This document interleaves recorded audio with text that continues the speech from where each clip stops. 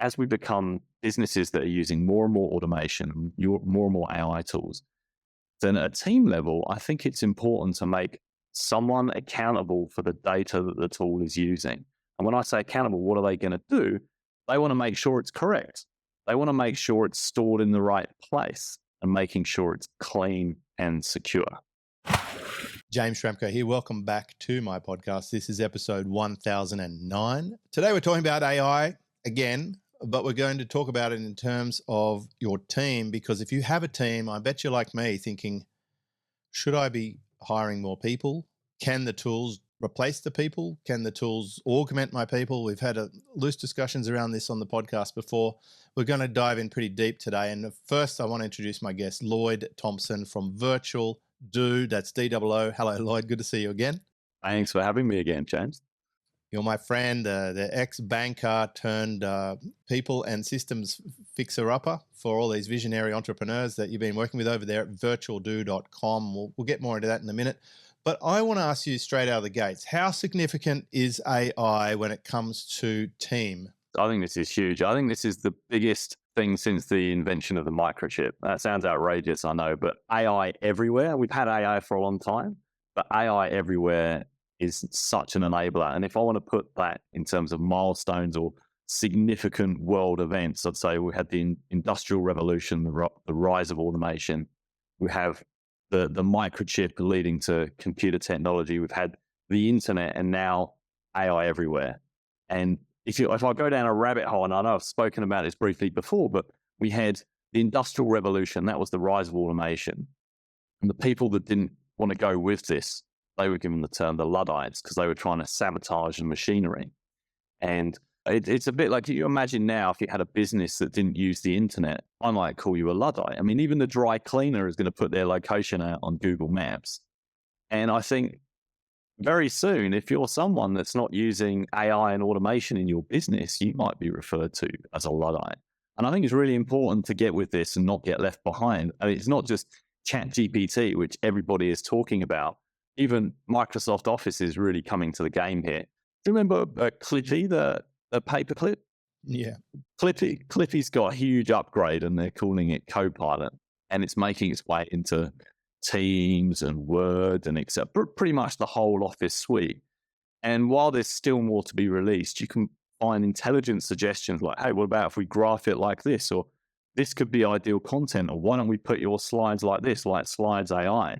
This is coming in nearly every common platform. There'll be an AI hook somewhere, even as common as Microsoft Office is going to have this.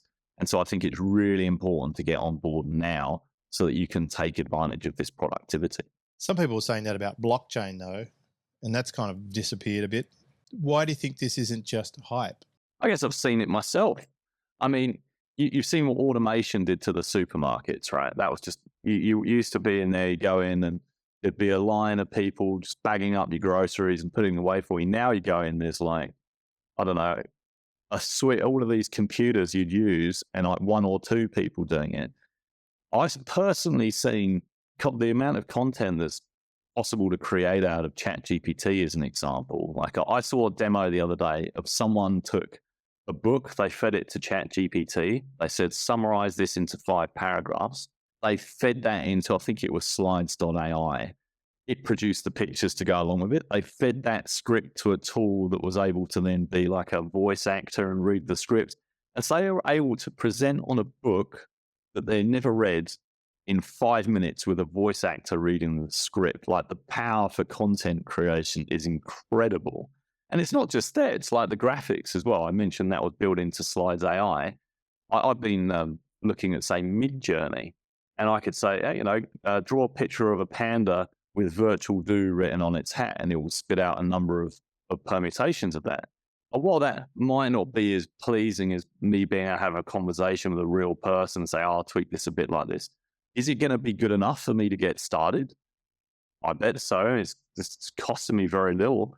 And it's here right now. This is the early version. It's already so powerful. Well, I think you've got an interesting lens on this. It reminds me of that 1940s quote from IBM's president, Thomas Watson. He repeatedly said, I think there's a world market for about 5 computers. So in hindsight, that's wrong. I remember observing the internet and thinking there's something to this. My cousin put me onto it in about 1995, 96.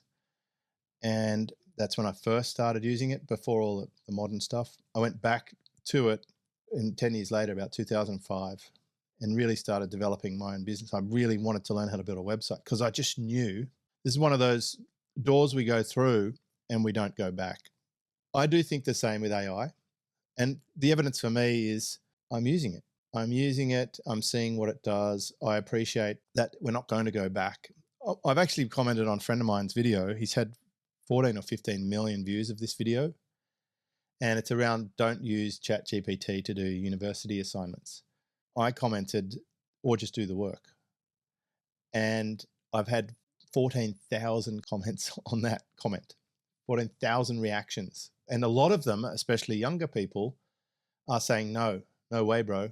No, I'd rather do something else. I'm going to use it. And so there seems to be mass adoption for this. And like you, I've seen the change in supermarket lines. In fact, depending which country I'm in, it becomes a stark contrast to me. Because when I go to a developing nation, it's still line up and manual labor, like 3 people per checkout. One person scanning the stuff, the other 2 people bagging it, right, and tying it up in ribbons and stuff. And it fascinates me because, of course, you know, we've all been outsourced to supermarket checkout clerks over here in Western society. We're doing all our own stuff. We're filling our own car with fuel. We're checking out our own food from the shop. That doesn't happen in developing nations. So I've seen the contrast. That's kind of like a time machine. I think it's going down the path. Now, in your unique situation, you have been helping people with systems and teams, right? VirtualDOO. Just remind me, for the benefit of the audience, what are you hands-on with in a day-to-day business so that we can see through your lens? Yeah, okay. So just briefly what my business is about. We help busy online business owners get out of the day-to-day operations so they can focus on strategy, relationships, their passions, and shaking the tree for new business. And we do this by providing a director of operations on a fractional basis on a month-to-month subscription. And how we do it is that director of operations is going to lead the team so the founder gets back their time. They're going to oversee projects and operations that smooth out the bumps in the road and will drive process improvement so they can scale. So we're really looking at this from a team view, like how are things going to work with the team? And where this AI plays into that is, you know, what are people doing? Is this something that just operations should be using, or is it across the whole business? You know, should everyone be using this? And I'm very much of the view that while operations might be on the coal face, they might be the people doing more complicated customizations using tools like Zapier and hooking Zapier automations into AI and so forth. This is something for everybody in the business.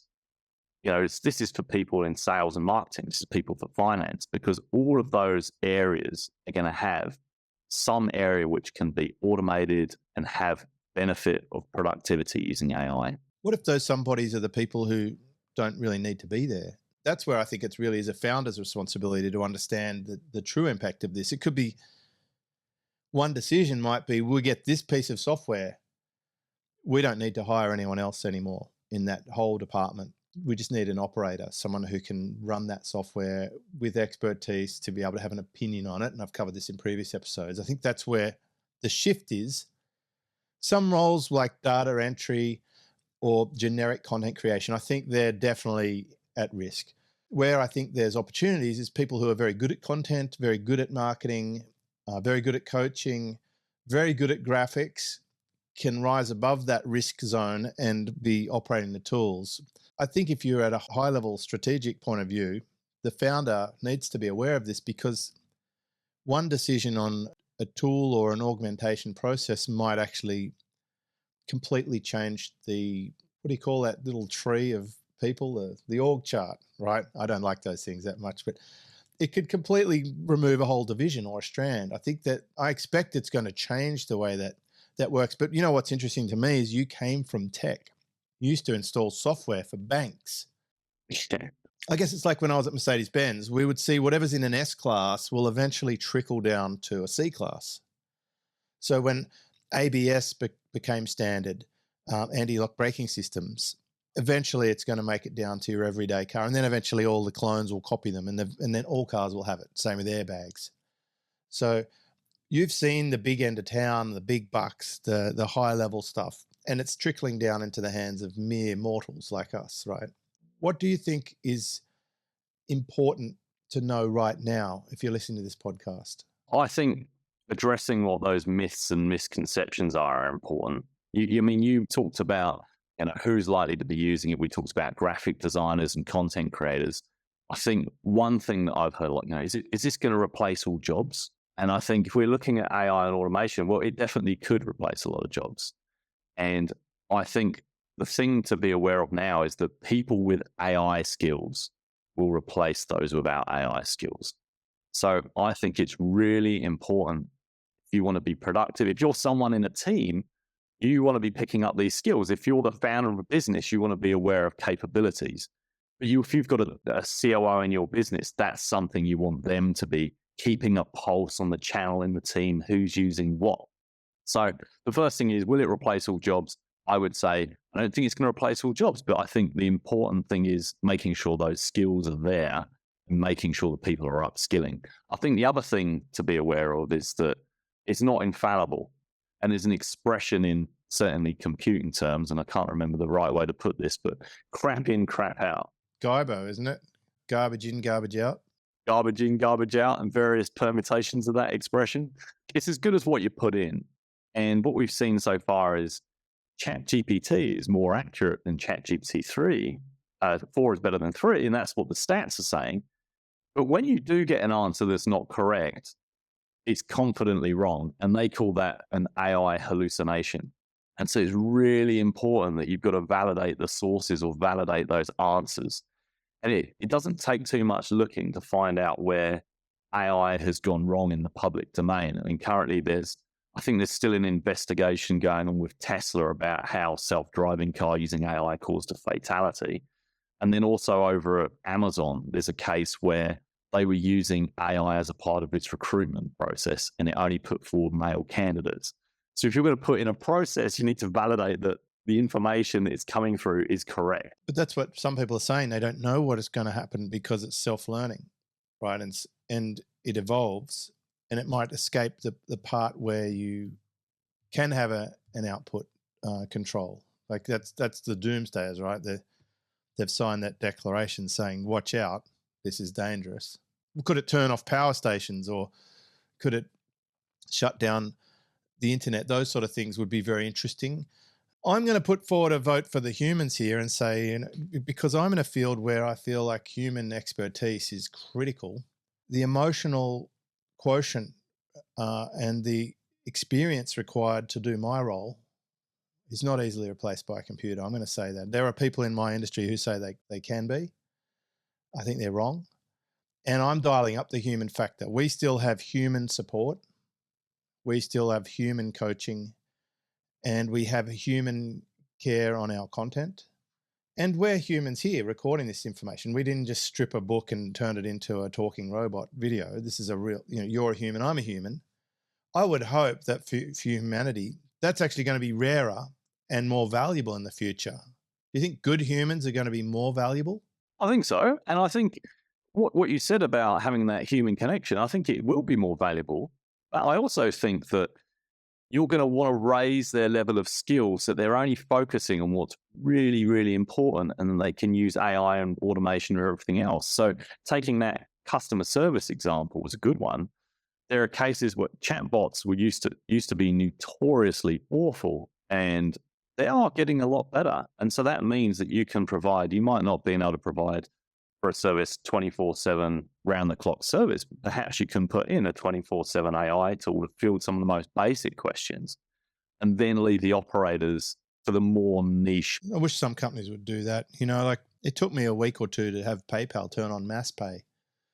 It was quite hard to get through their robot chat thing, which is useless. It doesn't answer. It's not going to go and enable your account for this feature. A lot of hurdles. A lot of big companies do this. They make it almost impossible to speak to a human. Yeah, I don't agree with that. I want to just same with this whole no reply at email. Stop doing that. If you're listening to this episode and your emails say no reply at, when people trying to reply back to tell you there's something wrong with your site or that they're having a problem with your product or whatever else, you actually want to receive that information I'm not going to get overhyped about AI, but I want to know, okay, you've told us what some of the truths might be, that people who are good at AI might take over roles from people who are not. What are some misconceptions that people have that are wrong, in your opinion? I think just going the other way, we talked about the kind of scenario where it might replace a lot of jobs.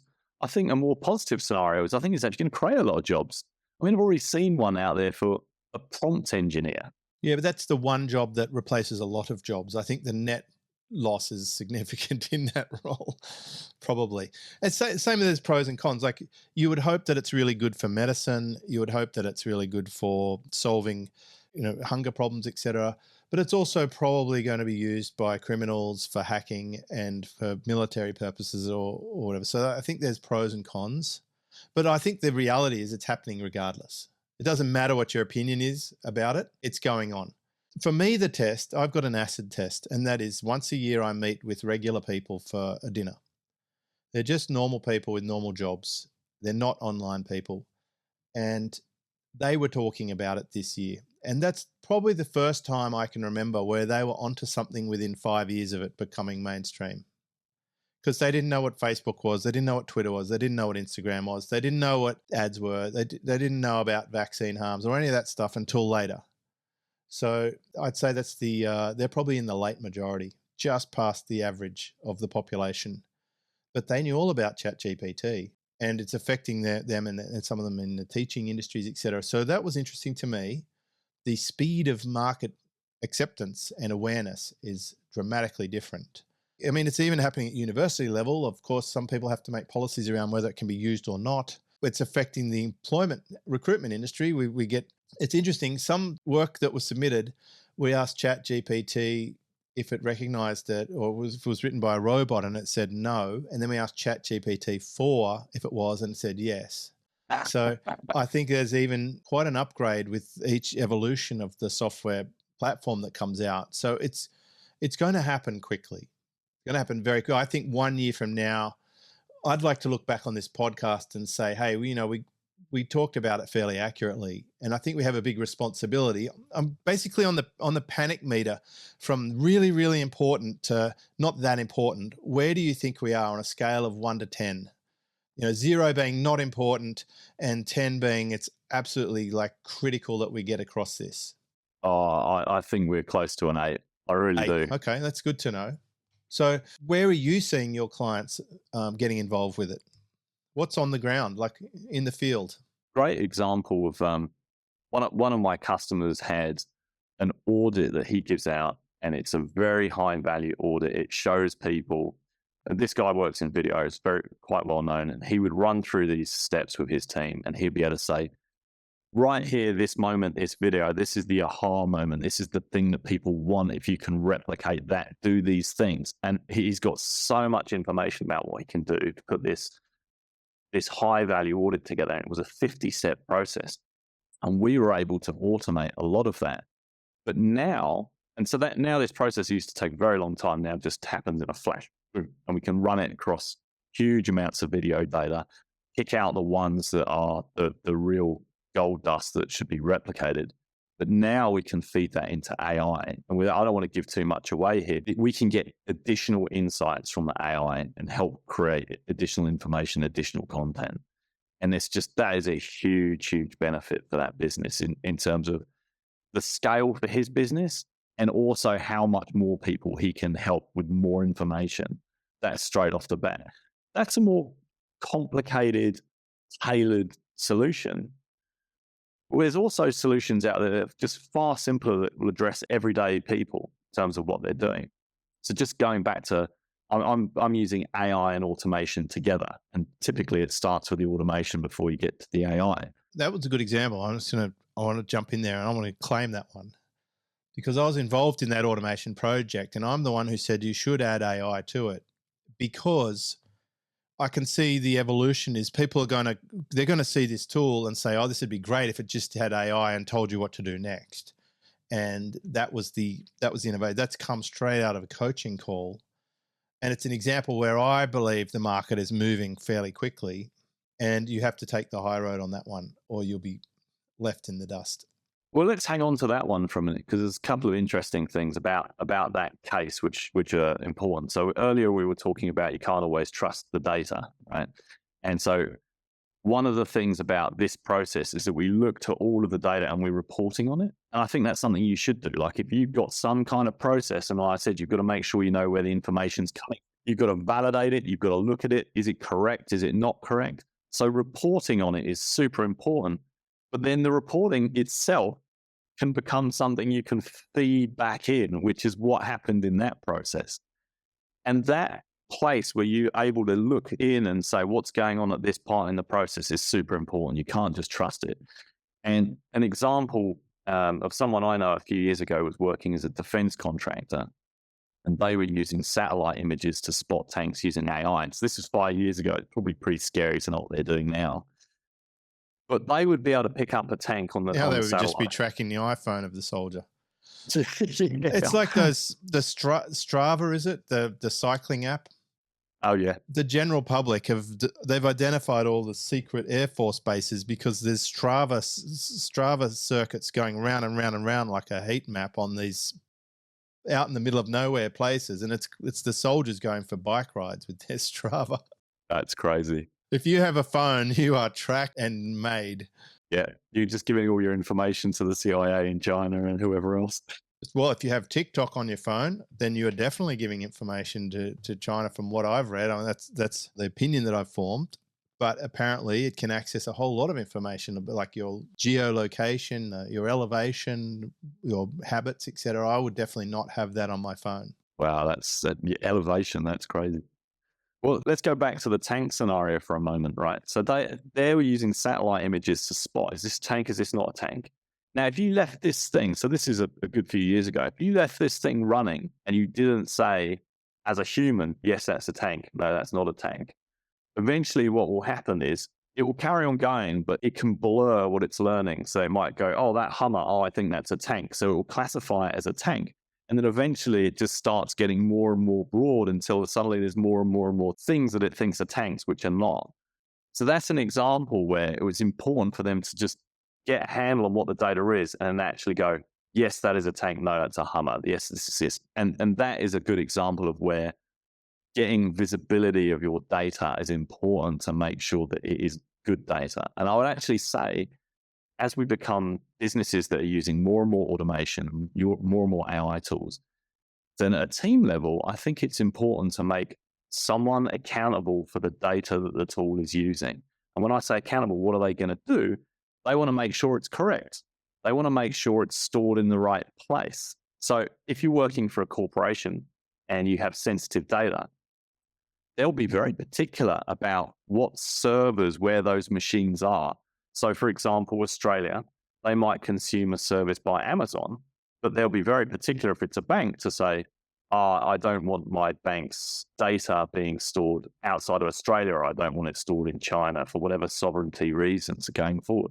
So in terms of at your team level, I would say have someone accountable for the data, where it's stored, and making sure it's clean and secure. This has always been my beef with people who build dashboards, is often you find the API is broken or flawed or bringing in jumbled data or drawing from the wrong source or missing a certain category. And often people have the wrong stats in front of them.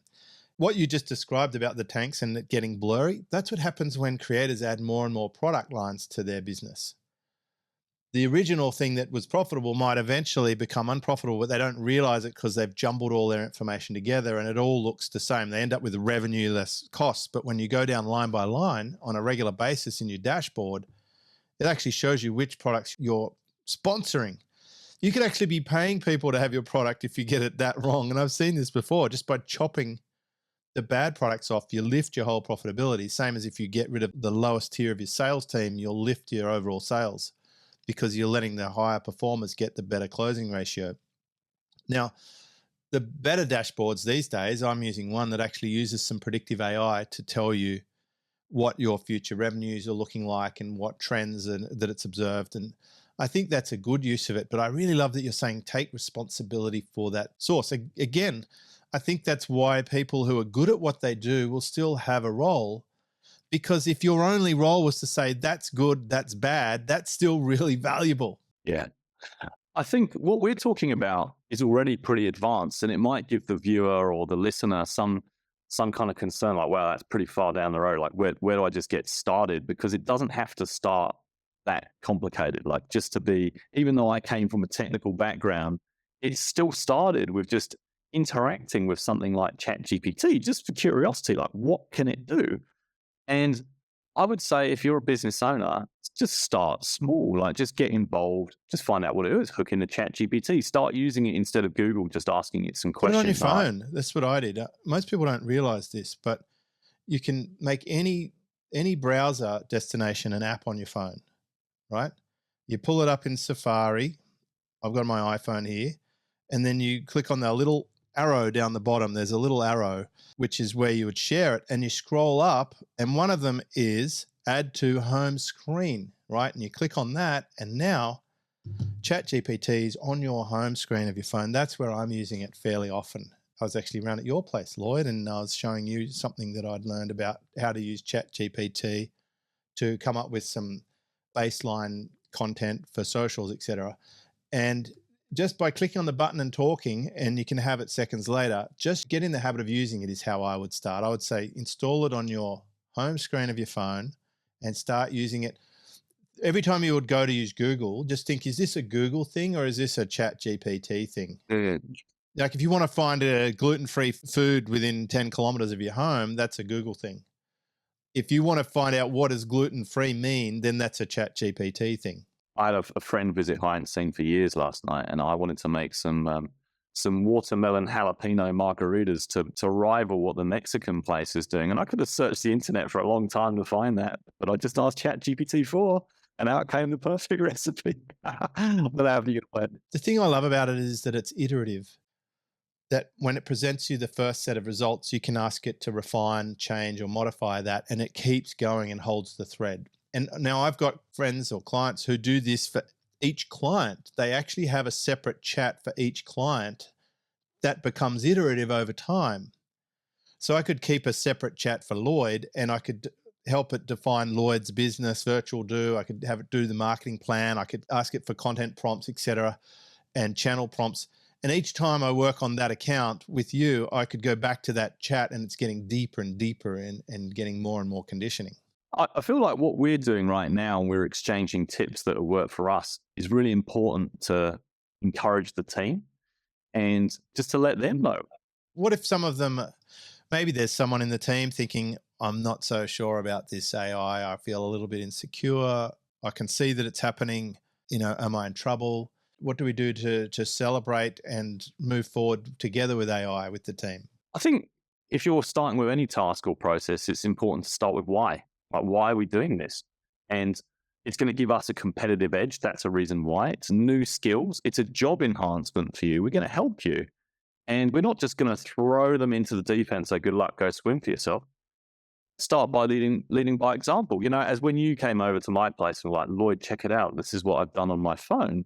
That's an ideal coaching scenario to run through with your team. Hey, just look what I did. I wanted to compare this product to that product. Or as an example, I gave my team the other day, I'm an Australian-based business and I get paid in US dollars on a subscription basis. Am I still getting the best deal with Stripe? So I asked ChatGPT. This is an example of an analysis task where I could have scoured the internet for this, and this, and this.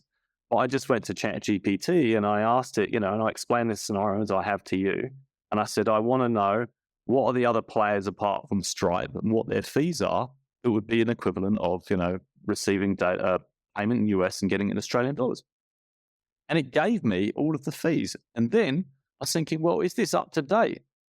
Are these sources correct? So I asked it, give me the links to where this information is sourced from. And I was able to then go to these pages and pull out, yes, actually, in this case, it was correct. And as it happens, I've stuck with Stripe. So this was a really good scenario to play out with my team. Like, hey, this analysis task, I could have just gone fishing around the internet and wasted all this time. As it happens, I was able to just pull this out of ChatGPT one prompt. And you could bring up something like having a regular town hall with your whole team and bring it up as like, this is what I've done. I was talking to someone else the other day, and what they've done is created a channel in Slack for AI. And people can just say, oh, hey, check this out. This is what I've just done. I've just created these new slides. Check it out. And then they know someone else in the team who's using it and someone else they can talk to. Oh, yeah, can you show me how you did that? So I think there's a few things there. It's coaching them. It's letting them know it's a job enhancement, giving them examples, let them know about other people, other businesses that are doing this.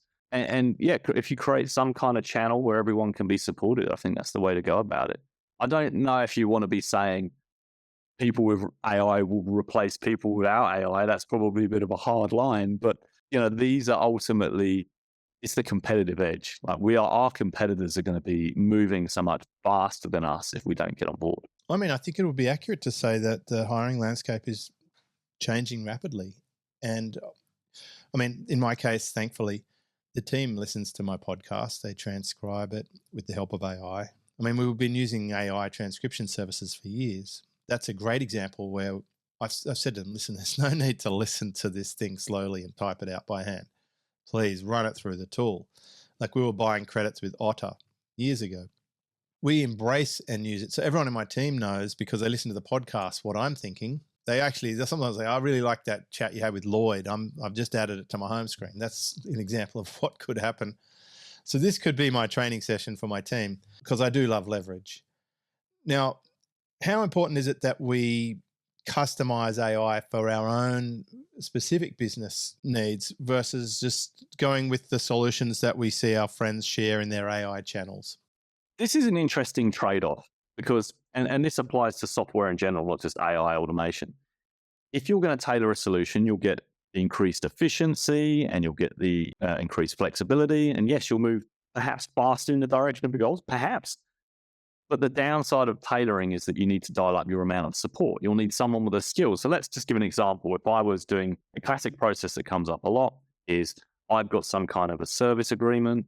I'm going to send it to someone. Someone's going to sign it. If they sign it and hand it off a DocuSign, I'm then going to send them an invoice. They pay the invoice, and then we schedule a meeting. I could hook all that up in Zapier and have it run end to end. And then I'll need to make sure that someone is going to make sure that those Zaps in the middle still run. So that's a perfectly good example. But that example is quite a common process. How many businesses are going to have an onboarding process where a service agreement is sent out, an invoice is sent, and then I need to take payment followed by a meeting, right? That's going to be really common. So in that case, instead of creating a tailored solution, I'd be more inclined to find a platform where that's all built in. And then all I'm doing is providing configuration, and it's just a load of platforms, and I'm sure you'd know. Like I do with my call scheduler. Yeah. I mean, I know, I think Clerk and Dubsado and all these other platforms will hook in all of those things for you, right? Like they're platforms. So I guess the main point here is there's a trade-off. You can go down and wire it up yourself if you need those customizations. If you don't, you can use a platform. So an example of customized, which is incredibly valuable, is the one we talked about, that customer that I've served earlier. And that would work if you're going to sell the tool, I think. If you're a software as a service, then that makes a lot more sense, if that's the product. And so if you've got a really tailored, specific scenario, go down that. But the further you tailor, the more you're going down the case where you need to make sure you have that support. Back in banking land, I installed this trading platform from this company. They had quite a few customers, and it blew my mind that they only had 17 employees. And I said, how on earth can you have a trading platform that serves all these customers and only got 17 employees? I said, well, what we do, anytime someone asks us for an enhancement, we put it into one version. Everyone gets the same version. We don't say bank A gets this version, bank B gets that version, bank C gets that version, because otherwise we're going to need to start providing tailored support for all these different. It's one platform. Everyone gets the same thing. And so that is a benefit. Now I'm being on the consumer side of something. If you use a platform, you configure it, but the more you go down the tailored road, the more money you're going to have to spend on support staff if you're providing something. Pretty much exactly what happened with Click for me, KLEQ. I just worked closely with the owner to have him build the system that was perfect for me. We've just actually installed voice. You'll love to hear this one. You can now leave voice notes in it because a lot of people like voice for coaching. And now every single user will be able to get that feature as it's rolled across the platform because it was needed by two key operators. There's another lady, Stevie. She wanted it, and I thought it'd be a good idea. So it's in the platform as the very first version rolled out yesterday. Fantastic. So I think it's good when you can have a power base of repeated needs, and then there's more people than one person who wants to use it. So that's really interesting. But for now, I think a lot of the stuff off the shelf, a lot of the software tools will do the job. I think there's going to be incredible carnage in the market. I'd say each day last week, I got pitched by a company who will strip a podcast down into show notes and bullets and stuff. People are building on top of the platform, and they're coming up with the same solutions. And there's a flood of people doing the same stuff. My friend Matt Wolf, he had so many new softwares arriving on the scene that he had to slow down his listings of them. And then he'd go back a few weeks later and a lot of them were already out of business. There's going to be some key players. I think that there's very choppy waters right now. I wouldn't commit too hard. I've said to my team, no annual subscriptions, just pay by the month, because this thing may not be around, or it certainly won't be the best option in a year from now. We're in that zone. But in a year or two, the established players will be there. You know, you'll have your Zooms and your whatever, well, the established players. And obviously Microsoft are making a huge push to make all of their suite of tools, have it built in so that people don't need to go and create anything custom off that. That's a really interesting point as well. It's sort of talking about the big players. If you're going to create something that's in an automated AI fashion, stick to the supported path. Because the more you veer off into the niche, like for example, if I'm creating a technical solution, I'm going to stick with tools and libraries that are out there that are well established and have a large group of people around there that either the company to provide support or large communities out there who can provide responses and say, yeah, I've solved this same problem. This is how you'll hook up X to Y. Now, if you're a smaller business, you want to be using well-established platforms that will have the user base or have people with the expertise that you can talk to. So I would say stick to the supported path. I love it. So in summary, AI is important. We should be aware of it. It is good to keep your hand in. It is coming no matter whether you like it or not. It will change the dynamic of your team, whether you like it or not. It will change the candidate pool. It's good to support your team and to get a handle on it as a group and to educate your team and to bring them on. That's exactly where we're at. We're using the AI carefully, and we're also keeping a very strong hand on a human aspect. Even on our support, it's like human support. I think that's going to be my point of difference. We're going to maintain a very strong human connection, and we'll use AI to do any menial or repetitive tasks that I don't want my team to spend their valuable time on while they could be doing proper human support. So that's our position. And we need all the people we've got, but I can't see us hiring a lot of people we haven't actually hired for many, many years. And we have a super mature team. So I'm just really happy with the size. And actually in my peer group, guys like Ryan Lee talking about nano products, tiny little products. We've got guys like Kevin Nations talking about running his business pretty much by himself. I'm seeing a lot of people come off this big ego trip of having hundreds of team members and tens of millions of dollars, coming back to keeping it real with a very small operation, small team, happy life. Life is good. I've also seen a plethora, and I mean like 5 or 6 or 7 books lately talking about buying back time or working half the amount of time and making twice as much, and the variations around the original probably 4-hour work week.